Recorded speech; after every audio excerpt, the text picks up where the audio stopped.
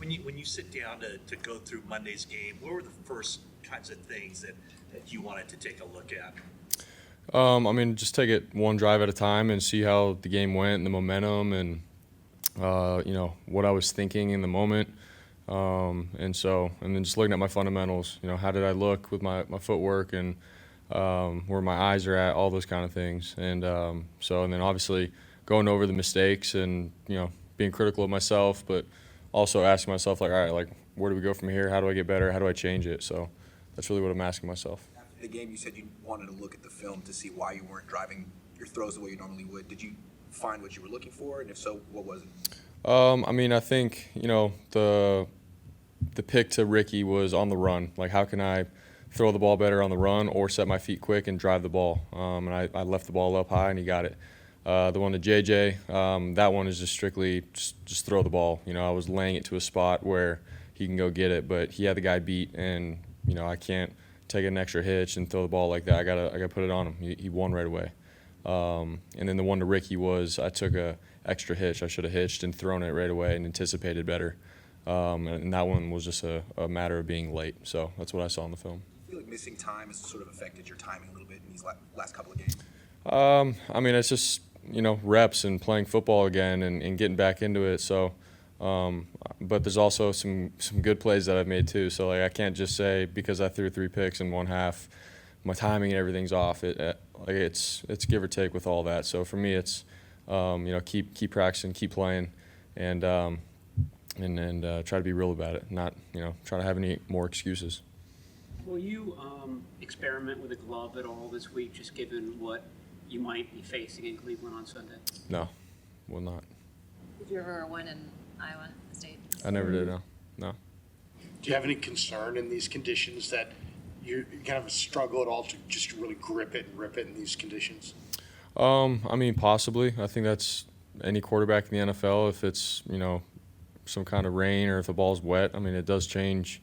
The mindset of taking care of the ball, but at the same time, like you do have to drop back. You got to throw it on time, and if it's not there in time, like let's be smart with the ball. So I don't know. I think it just depends on how hard it's raining and really what the conditions are when we get there in the moment. But I don't think I've played in rain before, and I've made it happen before. I've gotten the job done before in it, so I'm not gonna be afraid or change anything in terms of my preparation going into the week. So.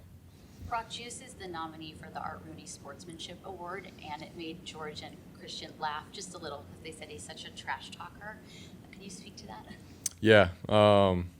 Now Juice is the man. He's got a great public, like aura, like we've talked about before. But yeah, like just around the boys, man, he loves to talk trash to us and sort of humble everyone else around him. He's a vet. He's been in the league for a while, so. But good for him. I'm glad he's got another award. How much more alert do you have to be this week for the guy that's going to be in this line of vision with Myles Garrett coming at you?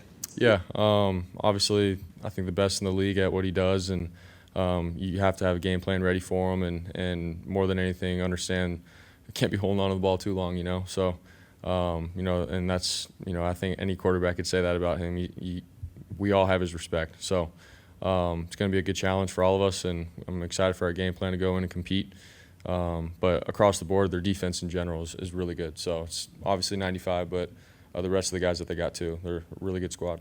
Brock, we've talked in the past about like that chip on the shoulder and having something to prove, and I just get this feeling this offensive line has that vibe right now, that your offensive line has this vibe of like, hey, we've been downed. They look like they got something to prove. Do you just sense that? Definitely. I think we've had some new faces and stuff that have come in and played, and we have the vets that have been playing together too, but it's changed, since the last couple of years. And I think just as a whole, it's, how can we get back to, and for them, our mindset of let's run the ball, man, and run it down. All the gaps, doesn't matter if it's a gap or outside, like they're up for the challenge and they're ready for it. And, but that's been their mindset all year. It's just, now I feel like we've come to a point in the season where everyone's playing together, everything's clicking, but those guys are dogs, man, and they're going to continue to get better, even though we're late in the year. So I love their mindset and everything that they do, the run game, pass game. So we got the right guys in the room there. You mentioned the Browns' personnel. From a schematic standpoint, what does Jim Schwartz kind of bring to the table? What are some of the staples that makes his defense successful? And what do you remember about facing the 23? Yeah, I mean, just, they're sound in their coverages, a tough defense. They rally. On film, like, you just see guys flying all over the place. And so when you're watching film and you see a defense like that, it's like, okay, like, it's going to be one of those games, man. It's a blue-collared game. And, they've played everybody really well. Offensively, I feel like they've shut down a lot of offenses. And, it's a credit to Jim Schwartz and how he, coaches up his defense. And so going back to 23 was the same thing. It was a gritty kind of game. It wasn't the prettiest, but you got to find a way somehow, some way. And, when there's a big play, you got to take advantage of it. So, but a lot of props to him and how he's done it throughout, his career as a coach and stuff, but nothing but respect. Brock, you and Ricky have both had some time off.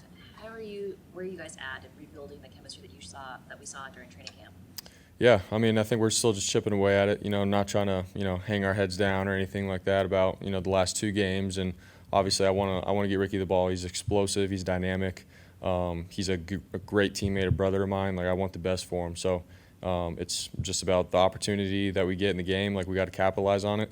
I got to continue to trust and rep the routes and plays together at practice, and then I know that'll carry over to the game. So, I have 100% faith that it'll pick up. Thanks, guys.